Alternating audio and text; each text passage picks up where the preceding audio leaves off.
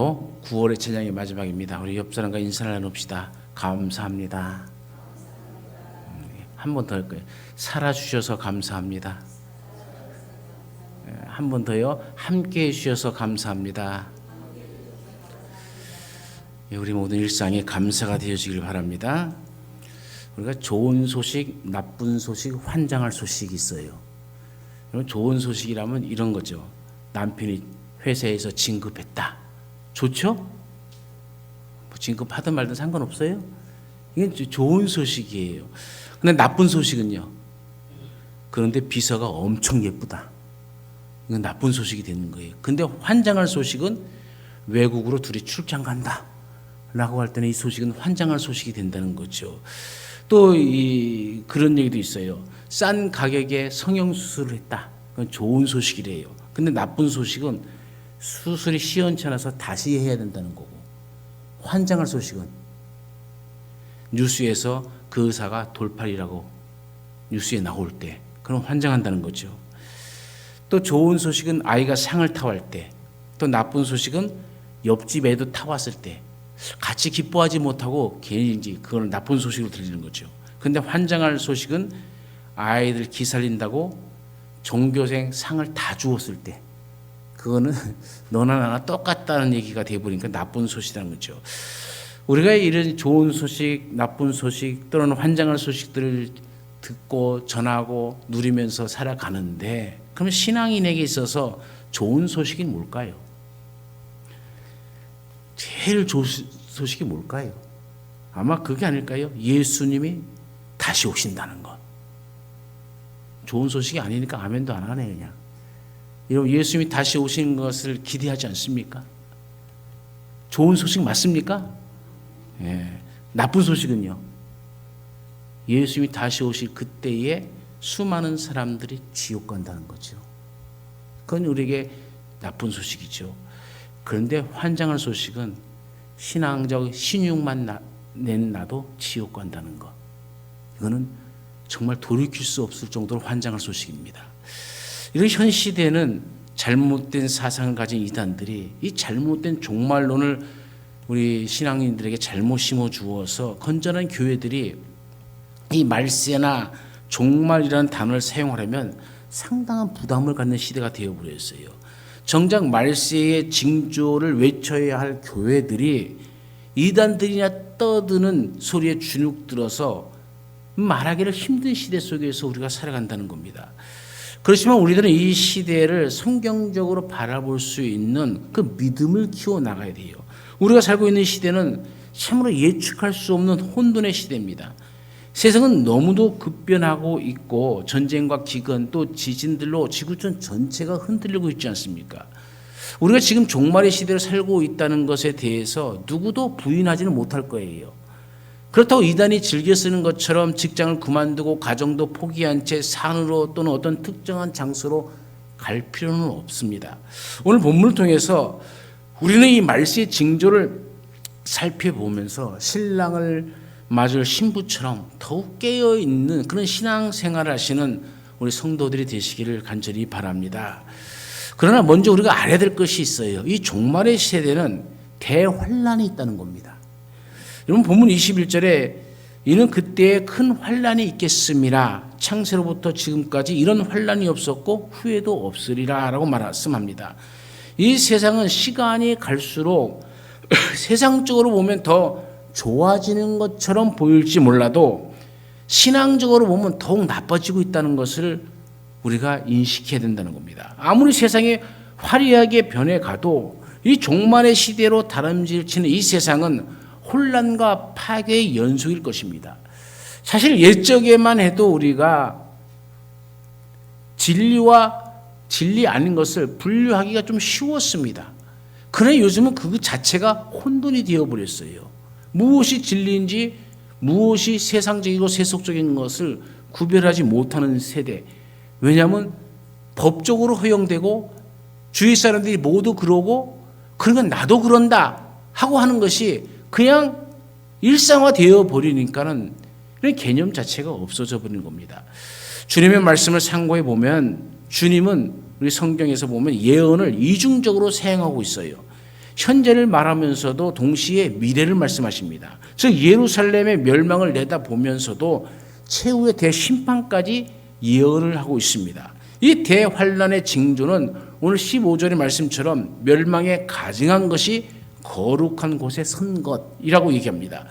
물론 이 말씀은 다니엘서를 인용하고 있는데 이것은 하나님의 성전에 우상이 자리 잡고 있는 것을 말하는 거예요. 이런 일은 예수님 이전에 주전 예수님 오시기 167년에 수리아의 임금이었던 안티오코스 에피파네스라는 사람이 예루살렘 성전에 번제단을 헐어버리고 그 자리에 제우스 신을 세웠습니다. 예수님이 오신 이후에도 로마 군을 이끌고 예루살렘에 멸망시킨 티토 장군이 군 부대를 상징하는 군기를 성전 동편 문을 향하여 세우고 거기서 사람들 앞에 분향하라고 했어요. 우리는 이렇게 가증스러운 것들이 하나님의 성전을 더럽힐 때가 그 심판의 때임을 알아야 됩니다. 역사적으로도 공산국가들이 교회를 짓밟고 학교나 공장 등으로 사용한 일들이 허다하게 많이 있음을 보게 되어지잖아요. 이런 대환란이 있을 때 성도는 어떻게 해야 될까요? 그 첫 번째로 하나님께 피해야 합니다. 이 말씀은 역사적으로 수많은 사람을 구하였죠.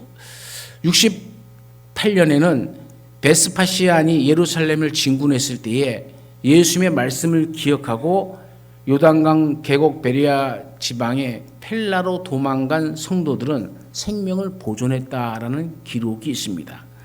아까도 얘기했지만 티토 장군이 예루살렘을 침공할 때도 이 경고의 말씀을 깨달은 성도들은 산으로 피해서 살았습니다. 그러면 우리가 살기 위해서 도망해야 할 진정한 산은 어디일까요? 신앙적 유대의 전통적으로 해석이 이 산은 하나님을 가리킵니다. 시편 9편 9절에 여호와는 또 압제를 당하는 자의 산성이시요 환난 때의 산성이시로다 이렇게 말씀합니다. 그러니까 일반 산이 아니란 얘기죠.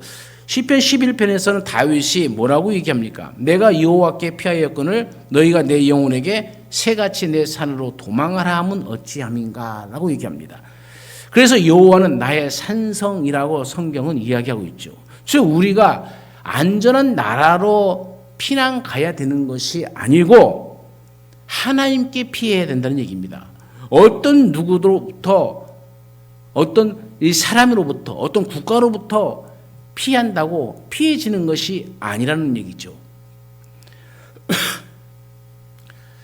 최근에는 교황의 방문이 우리나라를 방문한 지 오래됐지만은 아마 마지막 방문했던 데가 10년 전인 것 같아요. 2014년 8월 14일부터 18일까지 한국을 찾은 이 프란체스코 교황이 있습니다.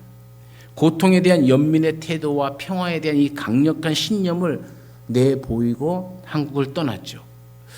이 프란체스코 교황이 우리나라를 방문하고 온갖 평화와 사랑의 메시지와 손길을 전한다고 하였지만 그래서 그 날을 피해지는 것은 아니라는 겁니다.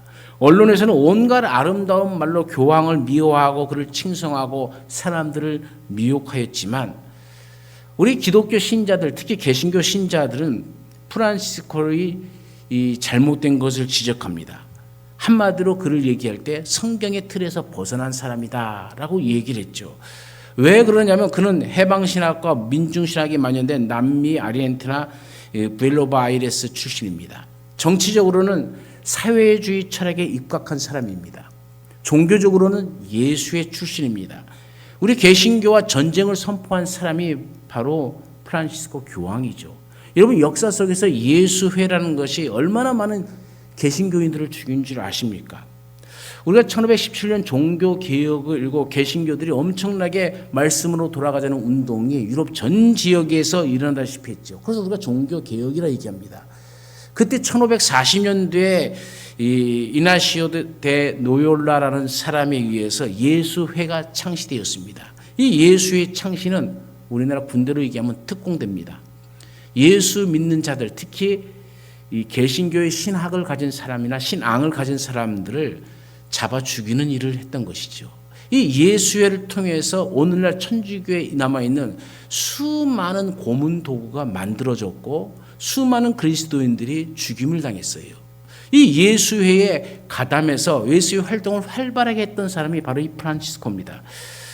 그런 어록을 보면은 더욱 가관이죠. 믿음이 없어도 구원을 받을 수 있다라고 얘기합니다. 마음만 선하면 천국에 간다고 얘기합니다. 동성애자도 사제가 될 수 있다고 얘기하고 믿음과 관계없이 외계인이든 누구든 다 세례를 베풀 수 있다라고 얘기합니다.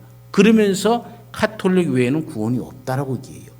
자기 스스로의 안에 모순을 가지고 있는 말들을 해가고 마음의 넓은처럼 다 구원을 받을 수 있다면서 한편으로는 또 카톨릭 외에는 구원을 받을 수 없다라고 선포하는 이는 정신 빠진 사람입니다. 심지어 2014년 당시의 부활절 미사에서는 뭐라고 얘기했습니까? 아마 많은 그리스도인들이 기억도 하지 못할 거예요. 그러나 제가 다시 한번 설교를 하면서 이 사람이 얘기를 하는 것은 제발 이런 미혹의 영에 빠지지 않기를 바라는 거죠. 2014년 그는 부활절 미사에서 그리스도는 루시퍼의 아들이라고 사탄을 칭송했습니다. 바티칸에서는 세계 최초 이슬람 기도회를 가지고 종교 혼합주의의 길을 갔습니다. 이 정도로 하면 이건 교회도 아닌 것이죠. 그렇지 않아도 변질된 천주교가 이 프란체스코 교황의 등장으로 사실상 역사 속에서 사라져버린 그런 꼴이 되어져 버린 겁니다. 외형은 경건한 종교의 탈을 썼지만은 하나님이 보실 때는 교회가 아닙니다. 이런 가톨릭과 개신교가 하나가 된다면 이것은 기독교회도 곧 함께 사라져 버릴 것입니다. 한때 우리 통합식 교단에서도 이 천주교의 직제를 우리가 연합한다라고 총회장의 발표함으로 발칵 뒤집힌 적이 있습니다. 반대하고 데모도 하면서 말도 안 되는 일이다. 우리는 신앙은 가톨릭과 다르다 하면서 한번 큰 혼란을 겪기도 했습니다. 우리가 피할 곳은 어느 누구도 어느 단체도 어느 산도 바다도 교회도 아닙니다. 하나님께 피해야 됩니다. 그래서 시편 121편 1절부터 3절에는 뭐라고 얘기합니까? 내가 산을 향하여 눈을 들리라. 나의 도움이 어디서 올꼬? 나의 도움이 천지를 지으신 여호와에게서로다. 여호와께서 너로 실족지 않게 하시며 너를 지키는 자가 졸지 아니하시리로다. 여러분 이 말씀이 함께 하시길 간절히 축원합니다. 죄악인 나의 마음을 지배려 할 때 우리는 주의 이름을 부르면서 열심히 기도하고 찬송하고 하나님께로 피하시기를 바랍니다. 나를 온전히 하나님 안에 잘 감추셔야 됩니다. 그래야 피하는 겁니다. 더욱 엎드려 나의 삶에 하나님만 나타나고 나는 사라지고 인간의 생각과 가치와 판단은 사라져버리는, 그래서 오직 하나님만이 우리를 돕는 놀라운 은총이 우리 가운데 있기를 간절히 축원합니다. 두 번째로는 세상 것에 마음을 뺏기지 말아야 됩니다. 예수님이 두 번째로 하신 말씀이 뭡니까? 지붕 위에 있는 자는 집 안에 있는 물건을 가지러 내려가지 말라라고 말씀합니다. 그만큼 급박하기 때문에 그래요. 이 유대의 가옥은 대부분 지붕이 평평한데 옥상은 주로 기도와 말씀 묵상을 하는 곳으로 사용되어집니다. 그리고 지붕에서 내려가는 길이 두 개가 있는데 하나는 집 안으로 통하는 난간이 있고 다른 하나는 집 밖으로 내려가는 난간이 있습니다. 그러니까 지붕에서 기도하다가 급박한 상태가 벌어지면은 집 안으로 들어가지 말고 바깥 난간을 통해서 속히 피하라는 말씀이에요. 집 안에 있는 왜 들어갑니까? 지붕에서 보니까 막 전쟁이 나고 군대가 쳐들어와요. 그럼 어떻게 하자는 거예요?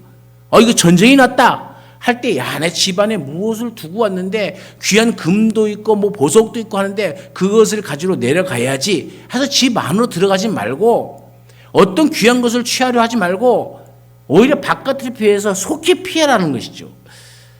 집안에 있는 것 그 무엇으로도 상관하지 말고 내 목숨을 참으로 소중히 여기라는 말씀이죠. 우리 영원히 살려면 먹고 마시고 즐기는 세상살이에 매여서는 안 된다는 말씀이죠. 그리스도냐 세상이냐. 그래서 예수님은 누가복음 17장 32절에 뭐라고 말씀하십니까? 롯의 철을 생각하라 라고 말씀합니다. 롯의 아내가 뒤를 돌아보다가 소금 기둥에 뒤은 사건이 창세기 19장에 나오죠. 뒤를 돌아본 것은 집에 모아두었던 온갖 좋은 것들에 대한 미련 때문 아니겠습니까? 이 종말을 살아가는 성도는 세상에 대한 미련을 버리고 경건 생활에 힘써야 합니다. 세상살이 그만두라는 말이 아닙니다. 세상 것에 마음을 뺏기지 말라는 얘기입니다. 세상에 대한 사랑을 끊어야지 세상에 미련 두면 우리의 심령이 죽습니다.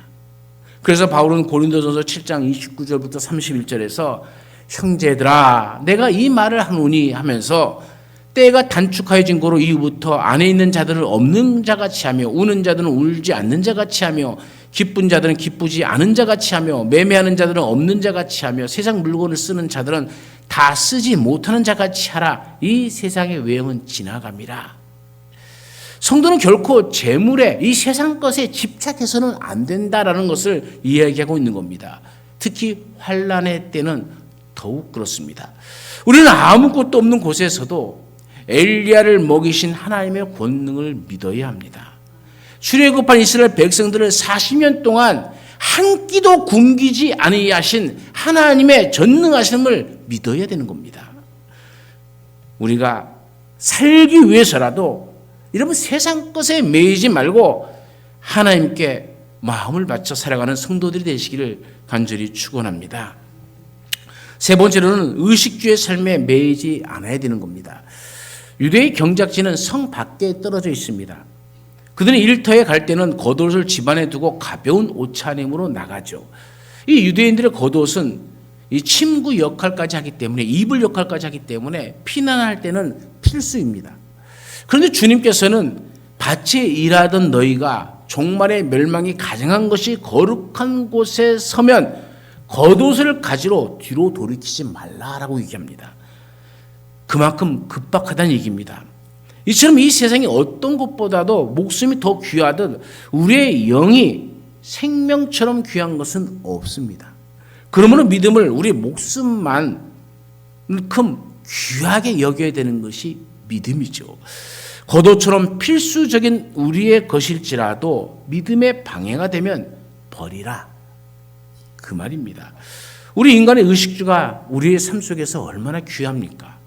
소홀히 한다면 육신의 생명은 부지할 수 없겠죠. 그러나 그것이 신앙생활에 방해가 되면 적절히 절제할 수 있어야 된다는 겁니다. 물질적 이득 때문에 주의를 범해야 한다면 그것을 포기할 줄도 알아야 됩니다. 신앙생활에 방해가 되지 않도록 해야 됩니다. 우리가 너무 잘 살려고 하니까 피곤한 겁니다. 잘 살기도 해야 하지만 믿음에 방해가 되지 않는 선에서 잘 사시기를 간절히 축원합니다. 성경을 보십시오. 흉년들어 애굽으로 피난 갔던 아브라함 얼마나 위험한 일에 처하게 되어집니까? 하나님께서 지켜주지 않았다면 큰 봉변을 당하고 누구 말처럼 쥐도 새도 모르게 애굽의 왕으로부터 죽임을 당할 수도 있지 않았습니까?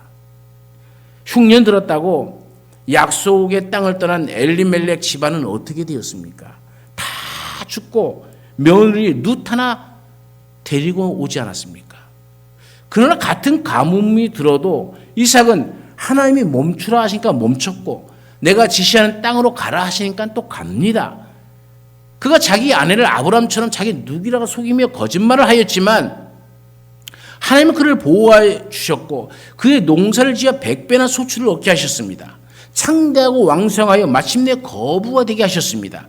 하나님의 사명을 받은 자는 결코 뒤로 물러나가서 침륜에 빠지는 일이 없도록 해야 됩니다. 말씀대로 멈추라면 멈추고 가라 하면 가면 하나님께서 지켜주시고 하나님께서 우리의 길을 인도하여 주실 줄로 믿습니다. 말세를 살아가는 우리도 말씀대로 살아가면 하나님이 틀림없이 보호하여 주십니다. 오늘 말씀의 19절입니다. 아이벤 자들과 젖먹이는 자들에게 화가 있다라고 얘기합니다. 아이가 있는 집이 얼마나 화목한 집안입니까? 웃음꽃이 떠나지 않는 집안이겠죠. 사랑이 넘치고 기쁨이 넘쳐야 할 집입니다. 그런데 그 복이 화가 되어진다는 얘기입니다. 실제적으로 예루살렘이 멸망할 때를 보십시오. 이 말씀 그대로 이루어지지 않았습니까? 역사적으로 예루살렘이 멸망이 있을 때에 그때가 언제였습니까? 로마라는 그 대군이 예루살렘 성을 함락시키지 못했어요. 그러니까 포위만 하고 있는 겁니다. 예루살렘 성으로 가는 길은 하나의 길밖에 없기 때문에 거기만 막고 있으면 천만 대군이 와도 안 되는 거예요. 그때 이 예루살렘 성 안에 요세푸스라는 역사 저술가가 있었는데 몰래 빠져나와서 로마의 군에 합류합니다. 그리고 어떻게 이스라엘을 멸망시킬 줄을 알려줍니다. 그게 뭐겠습니까? 안식일입니다. 유대인들은 안식일은 창을 잡지 않고 칼을 잡지 않습니다. 그러니 유월절이나 안식일 날 쳐들어가면 반드시 성은 함락되어집니다. 이것을 알고 티토라는 장군이 AD 70년에 쳐들어갔죠. 그때 예루살렘에서 얼마나 많이 사람이 죽었습니까? 예루살렘에 모여든 이스라엘 백성들이 거의 다 죽었다고 하면 돼요. 110만 명이 죽었습니다. 10만 명이 포로로 잡혀갔습니다. 로마와 대치하면서 전쟁을 하는 도중에 먹을 것이 없어서 부모가 자식을 솥에 삶아서 먹는 일까지 벌어졌어요. 그러니 그 자녀가 화가 되어버린 겁니다. 부모의 가슴 아픈 일이 되어지고 버리고 만 것이죠. 이런 일은 최후 대환란의 그림자입니다. 마지막 심판 때에도 이와 같은 일이 또 일어나게 될 것입니다. 종말의 때가 분명하게 다가오는데도 불구하고 인간의 어리석음은 종말의 때가 아직 멀었다고 생각합니다. 이 세상 것들이 전부라고 생각합니다. 그래서 이 세상 것들로 자신의 창고에 채우기에만 바쁩니다. 천국 가는데 아무런 도움이 되지 않는 그것들로 가지고 바울이 배설물로 여기는 그것을 가지고 우리는 목숨을 걸고 달려듭니다. 더 채우기 위해서, 더 많이 가지기 위해서 싸우고 밤을 새며 일을 하고 있는 모습이 오늘 우리의 모습입니다. 이런 자들을 향하여 주님은 어리석다라고 말합니다. 그러나 주님이 아무리 어리석다고 말해도 그들은 귀담아 듣지 아니합니다. 여전히 자신을 채워나가며 자기 생각에 만족하며 하나님의 뜻을 구하지 아니하고 형제를 돌아보지 아니하고 쌓아놓는 창고를 보면서 만족해하며 기뻐합니다. 그러나 그날에 반드시 심판이 임합니다. 그 누구도 열에는 없습니다. 그 쌓은 것이 누구의 것이 되겠느냐라는 주님의 물으심에 우리는 무엇라고 대답하시겠습니까? 인간이 어리석은 것은, 정말로 어리석은 것은 병을 얻을 만큼 자기 몸을 돌보지 않고 열심히 일하다가 재물을 얻은 후에는 다시 그 재물을 병을 치료하기 위해서 다 써버리는 거예요. 이게 얼마나 어리석은 모습입니까? 사랑하는 여러분, 하나님을 잃으면 모든 것을 다 잃은 것이지만 하나님을 잃지 않으면 모두를 잃었어도 하나도 잃지 않는 것이 되어집니다. 하나님만 잘 붙잡으면 하나님께서 더 잘 살 수 있는 길을 우리 가운데 분명히 열어주실 줄로 믿습니다. 우리 성도들도 하나님을 꼭 붙드시기를 간절히 축원합니다. 네 번째로는 환난이 오기 전에 기도하라라고 말씀합니다. 말씀에 비춰보면 환난은 반드시 옵니다. 그러나 기도를 함으로 그 날에 겨울이 되지 않도록, 안식이 되지 않도록 하라고 말씀합니다. 이 말은 그렇게 할 수 있다는 뜻이도 되겠습니다. 성도의 간구하는 기도에 하나님이 그때를 늦추시기도 하실 수 있다는 얘기죠. 하나님은 자녀의 기도를 들어주십니다. 예레미야를 통해서 우리에게 들려주신 말씀이 뭡니까? 이를 행하시는 여호와, 그것을 만들어 성취하시는 여호와, 그의 이름을 여호와라 하는 이가 이와 같이 이르시도다. 너는 내게 부르짖으라. 내가 내게 응답하겠고 내가 알지 못하는 크고 은밀한 일을 내게 보이리라. 환난이 오기 전에 성도들은 기도가 필요합니다. 환난이 겨울에나 안식일에 일어나지 않도록 기도하라고 하였습니다. 겨울과 안식일은 유대인들에게 있어서 활동하는데 가장 어려운 때입니다. 겨울에는 비가 오는 계절이라서 활동하기 힘이 들고 식량 확보도 어려워서 취약한 계절입니다. 특히 안식일에는 저항도 하지 않았기 때문에 무참하게 죽었다는 이 얘기를 제가 방금 말씀드렸습니다. 그 환난이 너무나도 심각하기 때문에 택하신 하나님의 백성을 위해서 하나님께서 그 날을 감해주겠다라고 오늘 22절에 이야기하고 있습니다. 이만큼 예수 믿는 사람들은 하나님의 그 날에도 그 날을 감해줄 정도로 축복을 받은 자들 아닙니까? 조금 더 현명하게 우리가 살아가야 되지 않겠습니까? 우리 삶 속에 아주 필수적인 것일지라도 신앙생활에 방해가 된다면 속히 돌아서시길 바랍니다. 그래야 우리의 영이 이 생명을 이어나갈 수가 있는 겁니다. 사랑하는 여러분, 예수님이 이런 경고에도 불구하고 이스라엘 백성들은 듣지 않았습니다. 그래서 수많은 사람들이 로마에 의해 예루살렘에서 처참하게 죽임을 당했습니다. 지금 이 순간도 우리의 심령을 죽이려고 포위하는 세상과 멸망에 가증한 죄악들이 시시각각으로 우리를 노리고 있습니다. 우리 모두 우리의 산성 대신 하나님께 피하고 이 세상에 미련을 두지 말고 이 세상의 의식주의에 얽매이는 삶이 아니라 하나님께 부르짖어 기도함으로써 하나님께 더욱 가까이 나아가 하나님 보시기에 참으로 아름답고 경건한 참 믿음의 소유자, 그 믿음의 삶을 살아서 믿음의 복을 누리시는 우리 성도들이 되어지기를 간절히 축원합니다. 언제나 우리 가운데 함께 하신 하나님, 이 세상 살아가면서 너무나도 우리가 이 세상에 물들여 있기 때문에 하나님의 말씀을 등한시 여기고 소돔과 고모라 사람들처럼 하나님의 말씀에 비웃음을 하면서 말씀대로 살면 어떻게 되냐고 말씀을 힐난하며 살아가고 있지는 않습니까? 그 말씀이 나를 지켜주지 못한다고 오히려 하나님 없는 사람보다도 더 가증한 모습으로 우리가 살아가고 있지는 않습니까? 하나님이 찾으시는 그 한 사람, 하나님이 기뻐하시는 그 한 사람이 우리가 되게 하옵소서. 멸망의 때가 가까이 올수록, 이 종말의 때가 가까이 올수록 우리가 주님 앞에 더욱더 붙잡힌 바가 되어서 더욱더 간절히 기도하는 하나님의 자녀의 모습을 갖게 하시고 그 기도를 통해서 그 모든 환난의 때에 넉넉히 승리하는 하나님의 자녀들이 다 되게 하여 주옵소서. 언제나 함께 하시는 예수님의 이름으로 기도드리옵나이다. 아멘.